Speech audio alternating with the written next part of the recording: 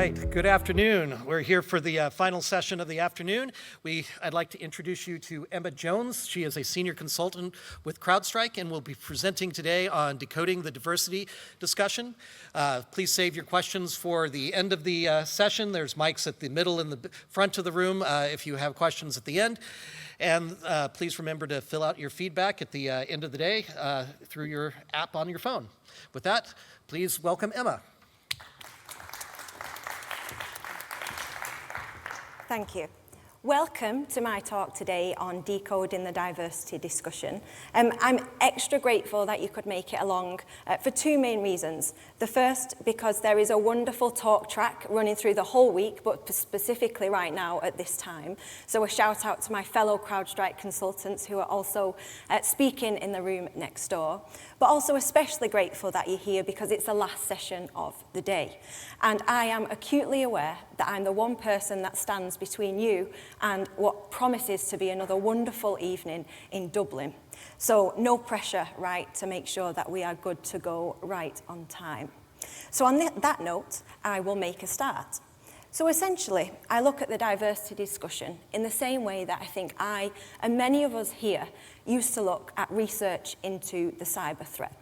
So if we think it's fairly customary, fairly standard that we will all be aware of threat briefs, reports, even listen to podcasts on future predictions on the cyber threat, as well as look at those specific blogs from incident responders as they report on what's happening on the front lines. Now, thinking of that and remembering that that's so custom for us is so important because actually there's some parallels between that situation and how we reflect on thinking of the importance of research into the cyber threat.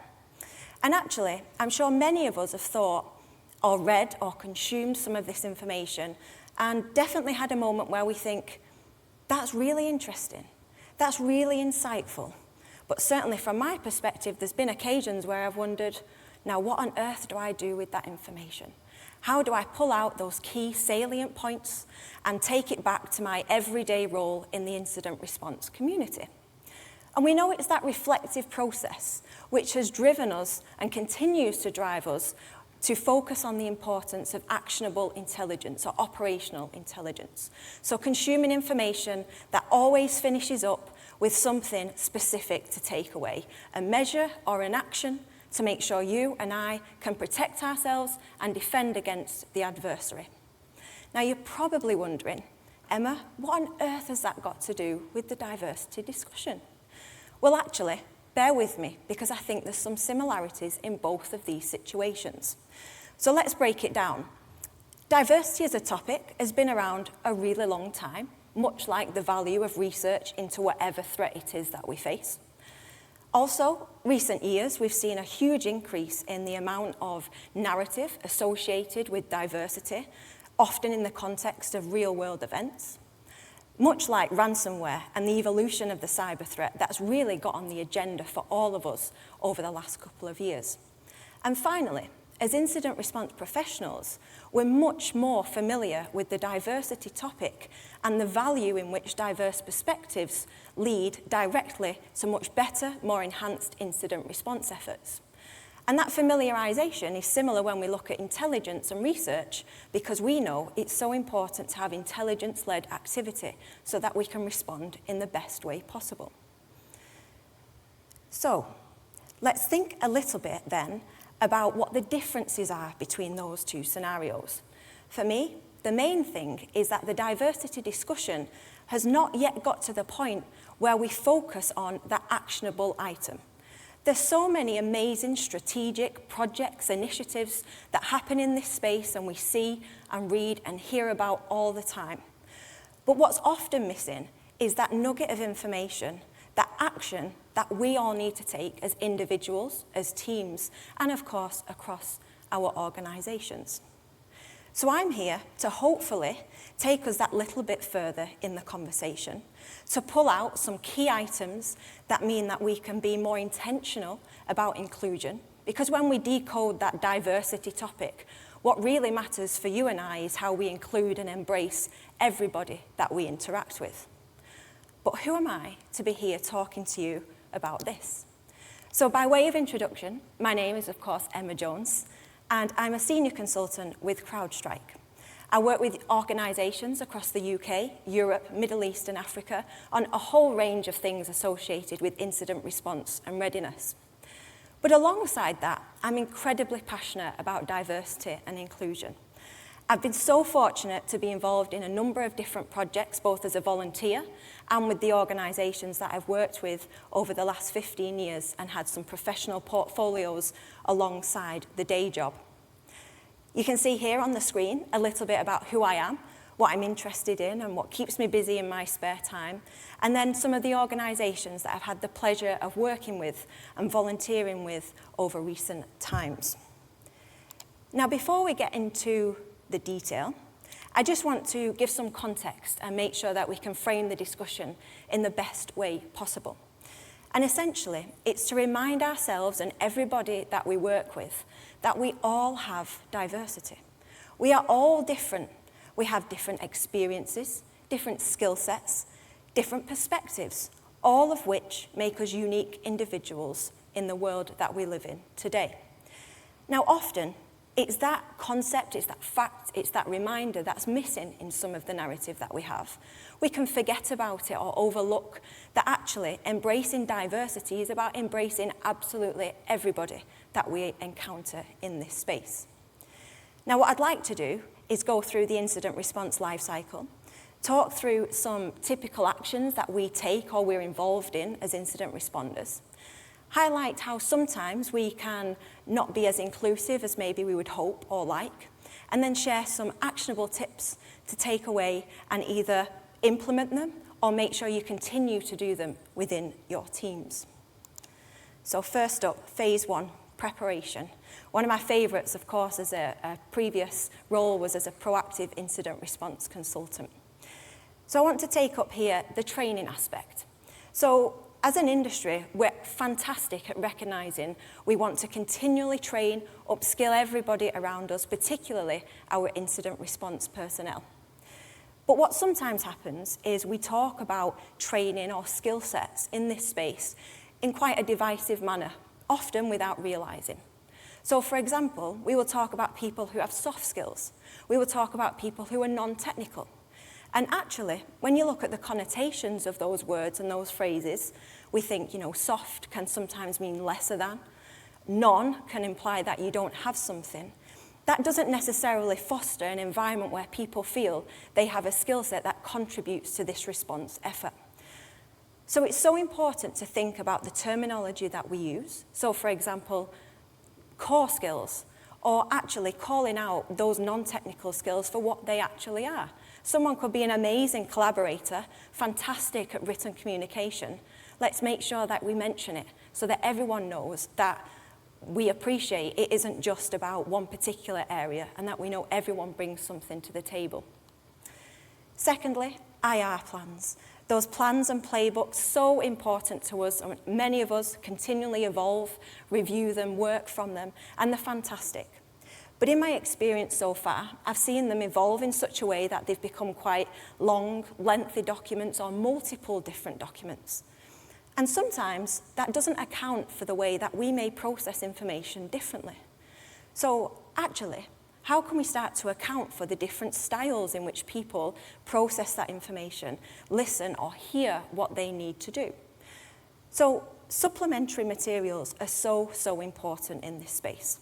Think about the use of checklists, for example, any visual diagrams, flowcharts or mind maps, and even think about videos or short recordings, which might give people more of an insight and be more receptive to what it is that they need to do in that space.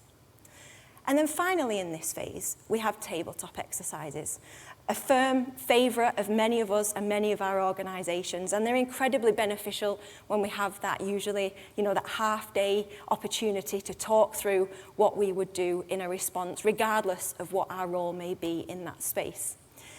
But sometimes we have to take a step back to remember that actually, those scenarios where you have quite a large group of people, they're quite intimidating. They can create anxiety.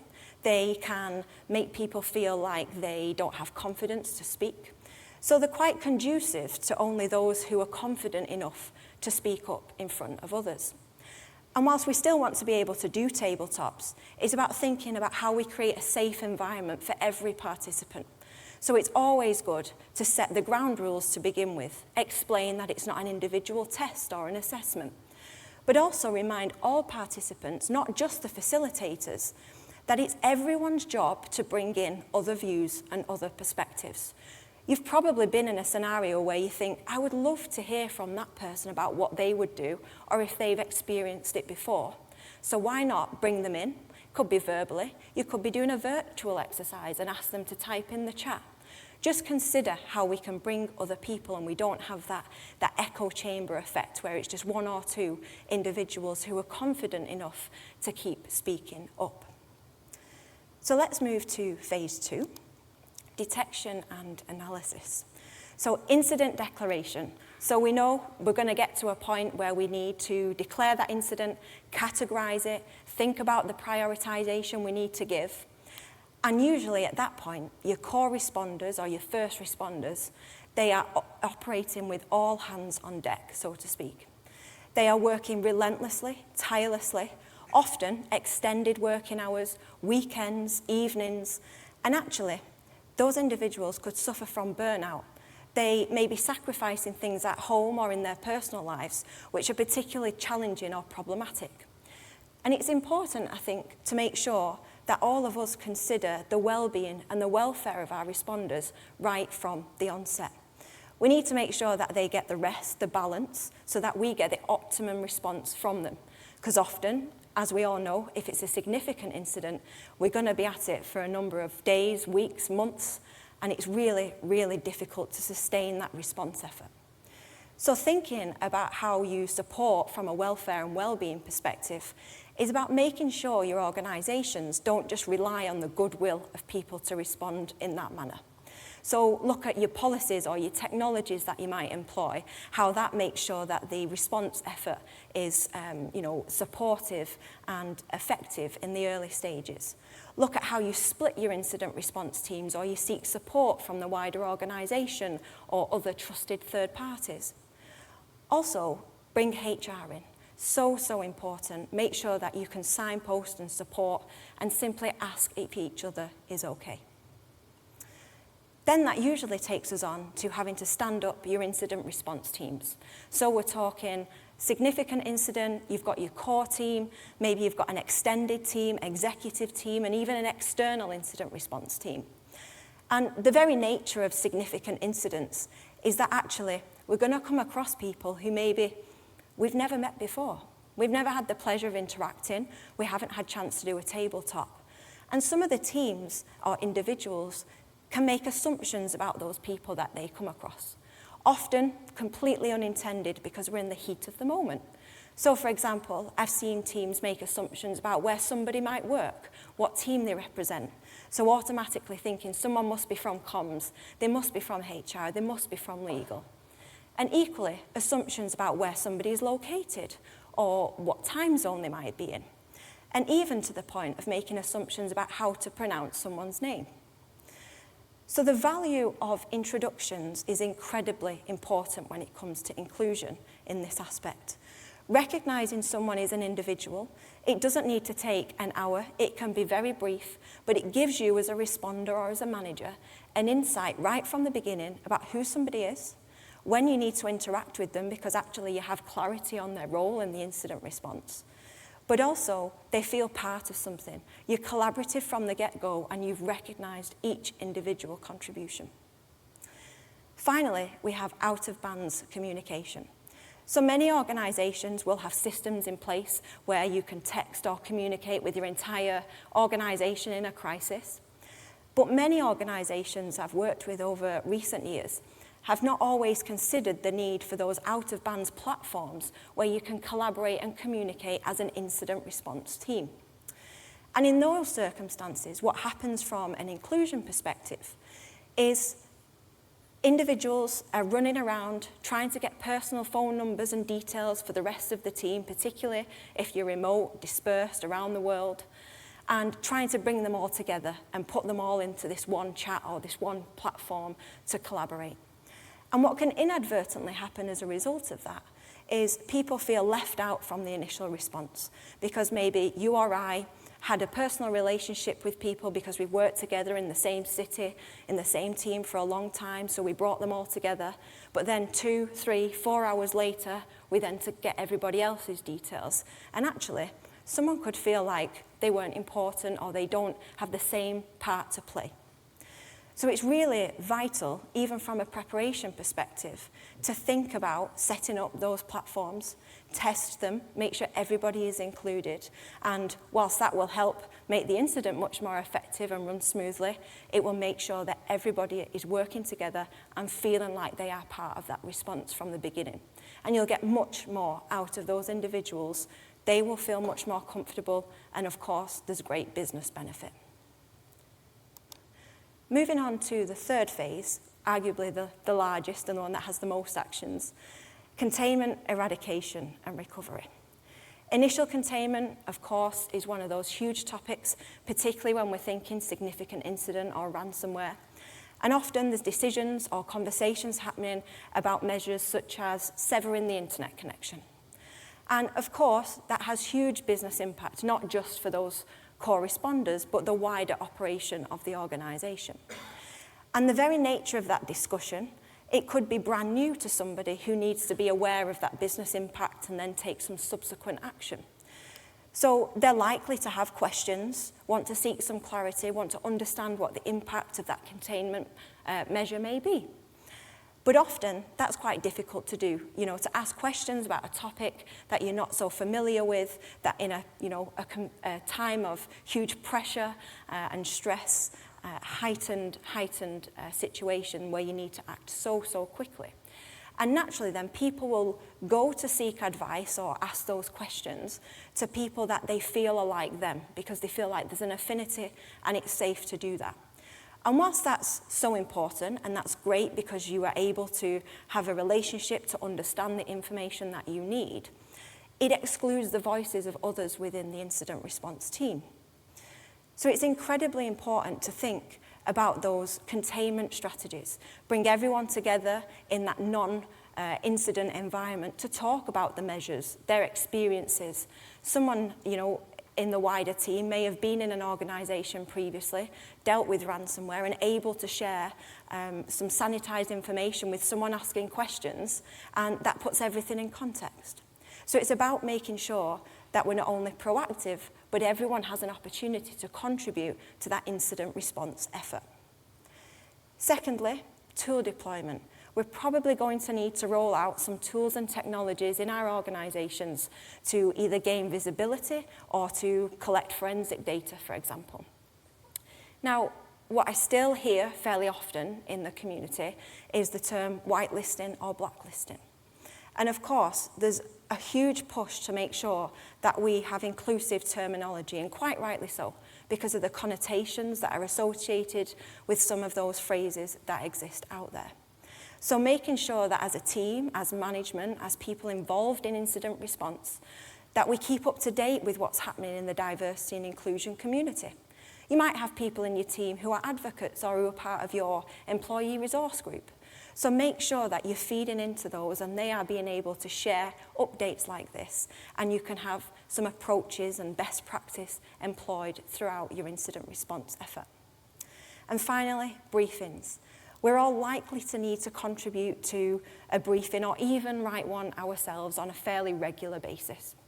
But we all have a tendency sometimes to assume some knowledge about cyber. But actually, many people reading those briefings might not be from our industry. It might be new to them, but they're probably going to be making some pretty big decisions about the way the organisation responds. So it's so important at this point to remember not to assume that knowledge.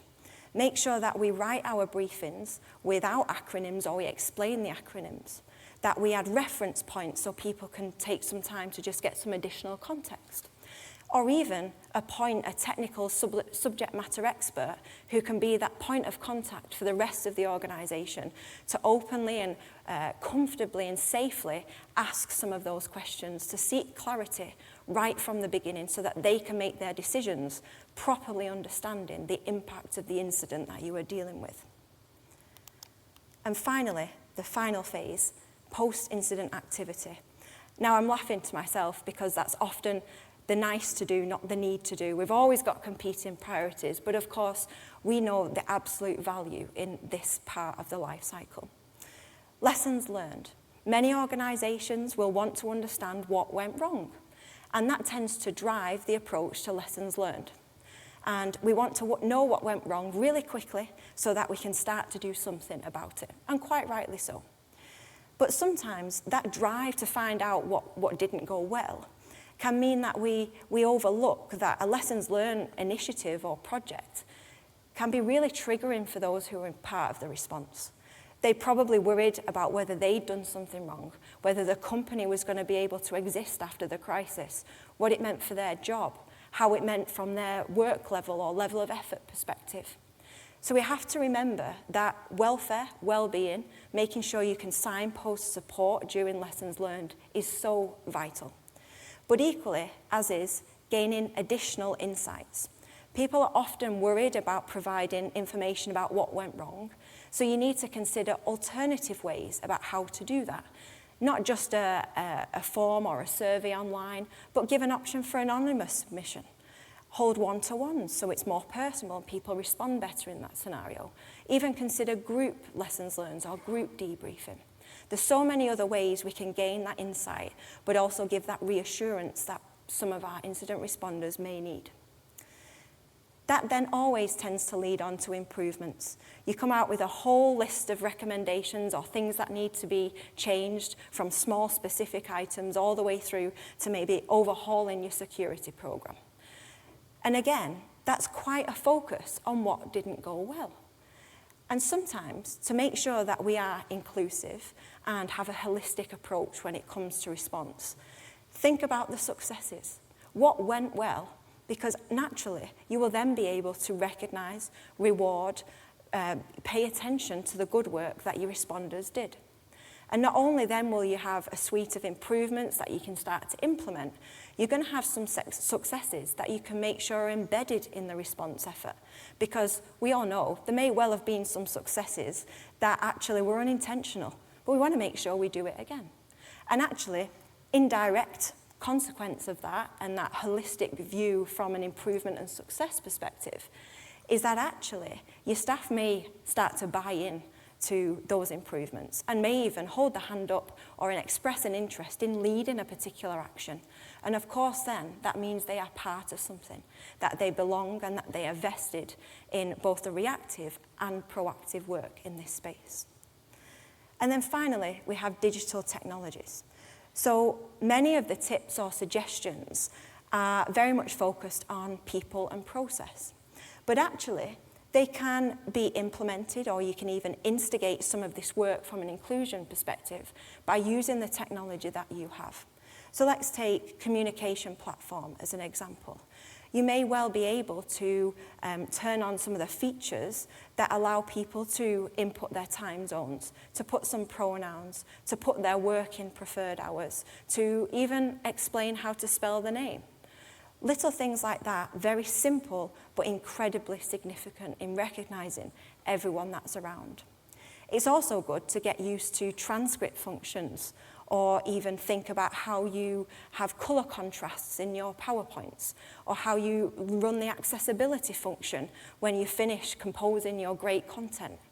There's so much out there from a technology perspective and so much commitment to being inclusive by design, we probably haven't taken note of everything that's available to us. So there's lots there in that space. Now, there's plenty that has been covered, but as a recap, and if there was one slide actually that you could photograph or take away, it would be this one, because certainly couldn't put all the content in one. And actually this is about making sure that we acknowledge everybody, that we build belonging, that we are consciously considerate of those around us, and that we delve deeper into the topic, into the technologies, into the processes. It's really important that we recognize that being simple with our approach can have huge, significant impact on how people feel, how they feel that sense of belonging, and allow themselves to be part of that incident response effort. Now, we talked right at the start about the direct benefit of threat intelligence or intelligence-led activity when it comes to incident response. And actually, what I hope this talk can do is start to generate that thinking about how inclusive practices and being intentional about our inclusive behaviours can, of course, have that direct positive impact on incident response. Because if we can communicate effectively right from the beginning, we can collaborate better, people feel part of something, and then our decisions, they are sound decisions where people have sought clarity in a really comfortable way.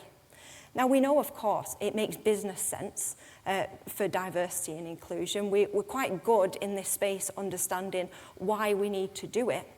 But what I hope this talk has done is mentioned what you can do, some specific key actions or takeaways in that space. But then often people wonder, well, how do you do it? How do we make sure we can think about this all the time in all our interactions, no matter how big, how small? How can we implement this all the time? Well, it's about assuming less and asking more. I think if we take that mantra, it's stripped back, it's simple.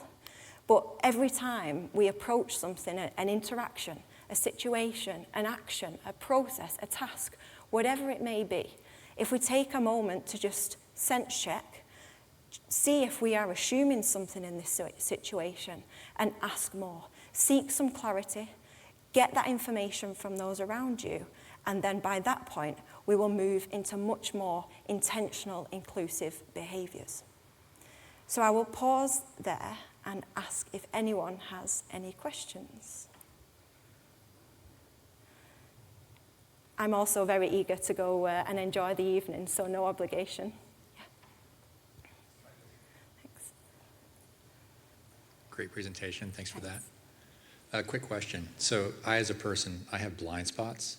When someone points out a blind spot, I don't know if I react the right way. Okay. And so from a diversity point of view, is there any advice that you've seen or you ran into on how to give yourself time to consider what's being said without being offensive and then come back with the right response? And I don't mean like, thank you, that was nice, I'll talk to you tomorrow. I mean like, if there's some formula you can follow for the first minute or two to get you that space to get into the right mindset. Yeah, definitely, great question. So we often overlook the importance of listening. So taking that time to hear what somebody is saying. But before you can get to that point, I would say that you have to build trust with those around you. Often people won't come out to talk about something that they've experienced or that they want to explain to you because they don't have trust. So you're in a good position so far if you've been able to build that up. So being conscious about that and explaining that you do want to hear about it, that you listen and understand what they're saying. And you don't have to always give a response. You can take it on board. And it depends how the conversation might go. They may want to explain certain things you may be able to consider going forward. So there's lots of different ways, but I would say the number one approach would to be just to listen and really hear and ask questions because they want to talk about it if they've brought it to your attention. And nourish that opportunity because it takes a lot for people to approach or to highlight something. So recognize that and they will be more than receptive to continuing the conversation. And that's certainly what I've seen so far. Thanks. Love the presentation, Emma. Thank you. In some cases in incident response, we may have some very aggressive members of management and more timid technical folks that report to them. How do you draw the nuggets of information you know that they have, the technical folks, to bear on the problem when you have those overbearing managers? How do you make them feel like they're heard or can be heard and can weigh in on the problem? Yeah, Great question, thanks. So it's definitely about reading the room. So I went to a great talk last night and someone talked about how we should be the chameleon and recognise what's happening in any given environment. And I think if you're able to pick up on those challenges or imbalances, it's about finding a variety of ways to get people's input and contributions. So it may be that you recognise a particular approach where you have everybody together is not working well. So then you might have to adapt your style or your way of communicating and interacting to bring people into a different forum or introduce some one-to-ones. And a lot of that will then build the trust and you will be able to represent others if that's the best approach when doing so. But creating safe environments is certainly is something to consider as well. So often we have to really set the tone for a conversation, even if it's in a really pressurized environment, or if something happens that, is inappropriate, it's also about being able to acknowledge that, not to just stand by and let something happen, but finding different ways of having certain conversations or closing certain aspects down and bringing other people in is definitely sort of some of the advice or where I've seen it happen really well so far. In the beginning, you talked about the implicit bias that people have for soft skills and non-technical skills. When you start bringing a team together, how do you set the stage for saying how folks, as part of the introduction, how different parts of the organization, whether it's in the technical or HR, legal, or communications field, set that where everyone has that kind of a feeling of being a part of it without embarrassing someone? Definitely. So it all comes back to that prepare or that proactive interaction. When we're in that heightened state and you're trying to work together and understand who does what, we can often overlook all the things we need to be more conscious of. So if you've got environments where you can bring people together, in a safer space, in a quieter space, and give everyone an opportunity to talk about who they are as an individual, start at that point, and then let them explain to other people about what their specific role is within an incident. And by doing that and bringing everybody together, there's an option then for those who are on the other side of the response to actually hear and listen what somebody else's role may be. And a lot of that is supplemented by, the formalities and what exists in the incident response plans, for example, and having roles, responsibilities, and accountabilities. But it's about bringing the humans and the people into that aspect too. Thank you. Thanks. Okay. I think we shall pause there. I just want to say a huge thank you for coming to listen, and hopefully something you can take away with you. And you'll see there on the bottom of the screen one of my favourite quotes from a philosopher called Simone Weil. And they say that attention is the rarest and purest form of generosity. Thank you.